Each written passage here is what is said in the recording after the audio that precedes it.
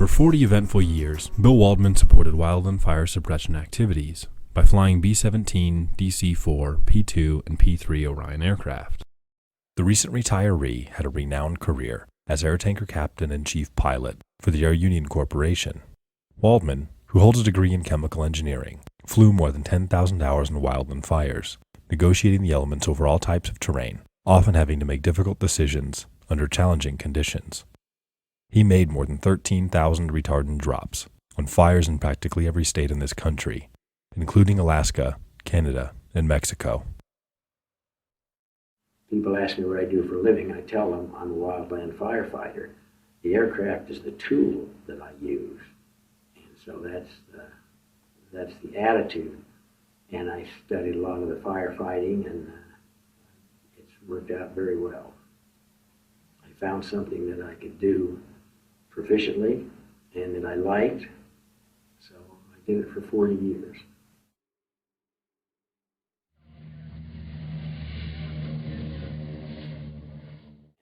I can remember on a Fox Field we took off, and it was past when we were supposed to take off, and there was two dozers on the ridge, and the fire jumped the ridge. They had fire coming up both sides. It was too narrow to make a safety island. And it was dark. We were using their headlights for aiming points. The three of us went up and dropped around those dozers. And the dozer driver said that they got burned up if we hadn't come out and done the drops. So it's you're not supposed to particularly fly at that time, but it's easier to get forgiveness afterwards than permission ahead of time. The most notable fires are when there's people on the ground and they tell you afterwards, we're alive today because of the drops you made. And that's the real payback in the business, and that's the thing. That's the primary thing we do, is protect the people on the ground.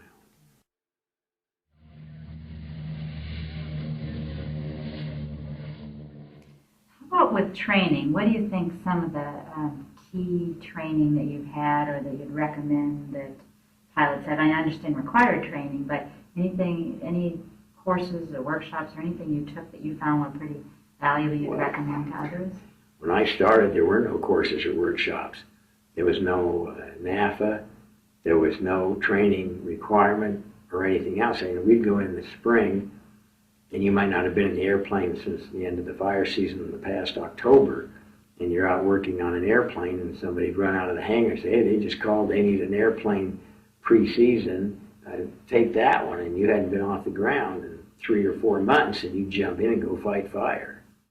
So the training that's required is the thing that's really made the difference. And you have to have 100 hours low-level typical terrain. And there's very few jobs where you fly low-level typical terrain, which is mountainous terrain for the most part. So that's why the people today, to get that 100 hours, fly with an initial attack pilot who is qualified and make qualifying drops during that 100-hour period. And that 100-hour period usually takes a couple of years. And so they get 100, 150 loads on going fires. So they are better trained. And we now have NAFA, so they have some primary training in firefighting, in fire behavior, and the retardant. When I started, there was no scientific research in retardants. They built the tanks. Everybody wanted to get it out faster and harder. They'd never done anything about it. There was no coverage levels. There was none of that information available. And people, I remember one pilot told me that Phosgene, which is a gum thickened retardant, is slipperier and it comes out of the tank faster, so you have to drop it sooner. Well, it's the fact that it's gum thickened and it holds together. It doesn't dissipate as rapidly as a water-like retardant, so it carries forward farther and maintains a parabolic trajectory longer. And so you have to drop it a little earlier than the old water-type clay-thickened retardants. And people, those are the misunderstandings people had. And today the science is there, and you have a better idea of what the capabilities of the retardant are going to be when they get to the ground and how you're going to get them there.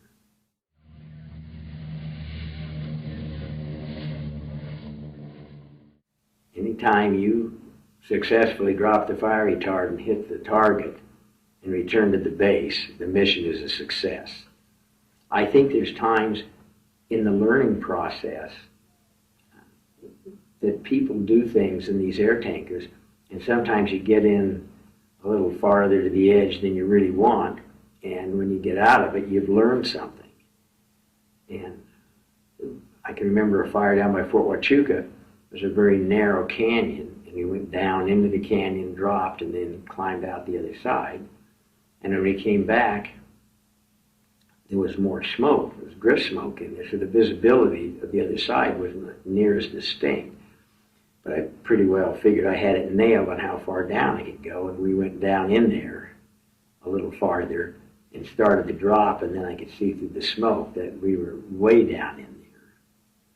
So it took pretty much max power, and I just kept the drop going, and we climbed back out. And the air attack said, "We've been trying all afternoon to get retardant all the way to the bottom of that canyon." That was spectacular. So I got a lot of kudos, but I wasn't going to go back in there and do it again.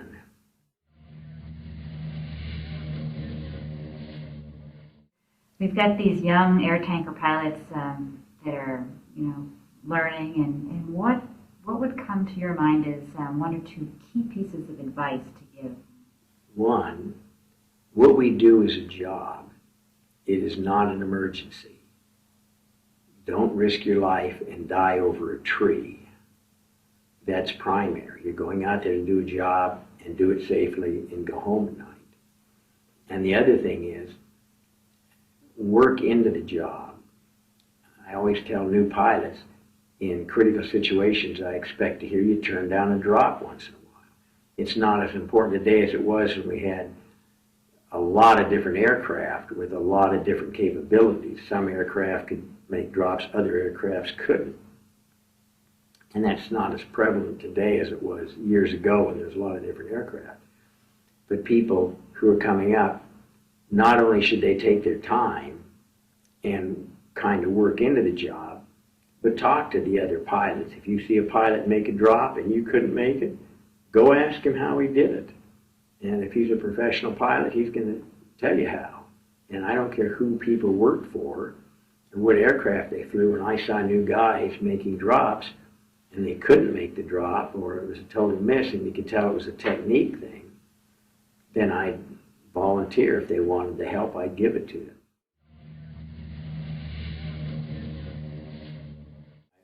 I recognize fatigue. It's one of the biggest problems in our industry. We work 14-hour days as our maximum duty day and 8 hours of flight, and 100-degree temperatures and long days, and you do one of those days after another. You get to the point where sometimes you're tired. I was the chief pilot for our union at the time. Mm-hmm. And I got to work, and I usually got up about 5:30, went to a gym and worked out. And that particular morning, I'd been working 7 days a week in the spring to get things ready for the fire season. And I was pretty beat, and I went to the gym, and I wasn't tired like I'd lie down and fall asleep, but I couldn't lift anything. And it really didn't dawn on me. That's just a real indicator of being pretty well exhausted. And I got to work, and they called and said they wanted to do a test flight to check an airplane that had a prop change. And I was going to take a mechanic with me and give him 3 takeoffs and landings so we could use him as a co-pilot. And we took off, and we got up there to do the test, and the prop was on his side, so he was actually doing the feathering and unfeathering. And I had to shake my head. Things were just fuzzy. And I thought, well, I'm going to really have to concentrate to do these touch-and-go landings. And we went back, we briefed it extensively and went through the checklist.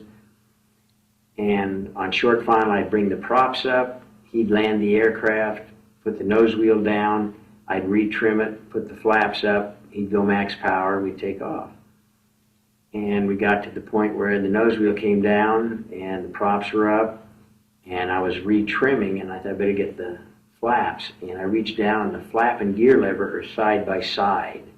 They never did it on another aircraft. When you're in the right seat, the flap lever is next to you. When you're in the left seat, the gear lever is next to you. And I can see my hand down there.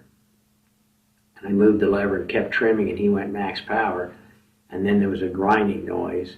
And he said, "What are you doing?" I says, I'm not doing anything, what are you doing? And then the tower was saying, fire, fire, you're on fire. And I'd pulled the wrong lever, and the safety device to prevent gear retraction on the ground was not operative and hadn't been repaired. And the left main collapsed, and the nose collapsed, and the props on the left engines, one went through the wing, one went into the fuselage behind us.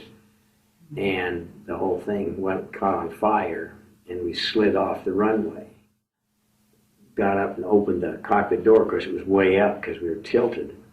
And Bobby, the guy in the right seat, looked at the rope and was going to string the rope out and slide down. He looked back at the fire on the left side and jumped. And I got up there that I better use the rope, and then I looked at the fire and I jumped. We started to run away, and the number 3 main tank blew up. So the whole thing was a fatigue-driven accident, and it proved when you are fatigued, even though you realize you're having fatigue problems, you don't perceive the extent of the disability associated with extreme fatigue like that. And it wasn't a lack of briefing, it wasn't a lack of checklists, it was just plain fatigue-driven.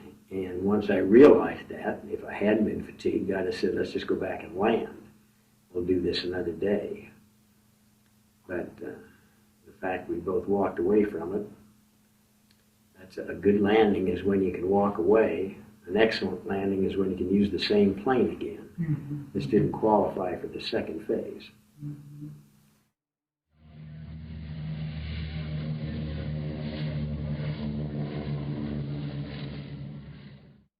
And you have to know when to say no. This is, people see a structure threatened and the fire's going there and everybody gets excited and they want to go in and save the house and everything. Well, that's not the priority. Is to take your time and see if you can get in there and actually do some good and get out. There's always time. And it's just like at airports, they don't give us any favors on departing from a big airport because we're a firefighter. We're in the normal rotation unless they're notified that there's a crew trapped or there's life threatened. At that point, then we get priority. Other than that, just for fires, we're in rotation with the airliners or whoever happens to be there. So that you got to take your time, and particularly when people are excited and you get to a fire, you don't know the terrain, particularly if it's mountainous. I've had people try and get me to make a drop just immediately because it was a structure and they want me to go in there, and I wasn't sure about how I was going to get out. And I'd have to say, well, we can't do that yet. We're just going to have to make a run around here and see what the escape looks like and how we're going to do this. And that's the biggest thing in aviation that people don't understand. You have a lot of time when you're circling a fire to make decisions. When you're down 150 feet off the ground and things are suddenly going wrong, then the time is very limited. So plan ahead of time. We've had discussions in the last year or so. We're allowed to arrive at the fire 30 minutes after sunset if there's an air attack and or lead plane near. And that's pushing the limit. The 20th of June, at the height of the summer, on the Canadian border, 30 minutes after sunset, the horizon's really lit. But the middle of July, and you're on the east slope of a mountain, it's dark. And we've had a lot of cases where people accept dispatches to go long distances, and they'll arrive after sunset somewhere, and they want to take it because they want to fight the fire. But at the same time, by the time you get there, everything on the ground is fairly indistinct, and there can be short power poles or something out there. There's no way you're going to see them, so the drops are going to be high and fairly ineffective. And I won't accept a dispatch to arrive at a fire after sunset unless I've been there. And I fought fire 30 minutes after sunset. But we're working ridges. We've been fighting it all day. We know the terrain. We know where the snags are, where the hazards are.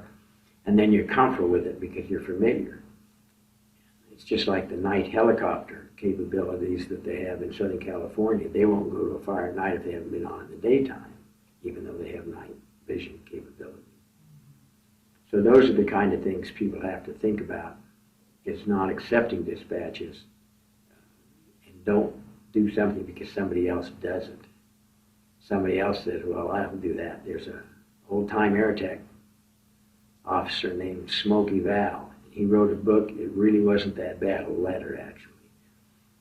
And the scenario is he gets to a fire and the conditions are really bad, and the first guy drops and everybody's kind of hesitant about the conditions, so the next pilot says, how is it? And the first pilot says, oh, it really wasn't that bad. So the second guy goes in there, and they just all go in and make the drops. And then the Smokey said that night they're sitting around the bar, and guys are saying, well, I was at max power, and I thought we were all going to die, and at the last minute we got enough lift to clear the ridge, and that's the scariest thing ever done. Why didn't you say something? If the conditions are that bad, then somebody just needs to say, it's an unsafe fire. Those conditions are unsafe. Stop the air show. And I've done it 3 different times in my career where I've personally said, shut down the air show, it's not safe. And people have to do that. And new guys might not be quite as capable in some conditions as other people, and so they shouldn't go.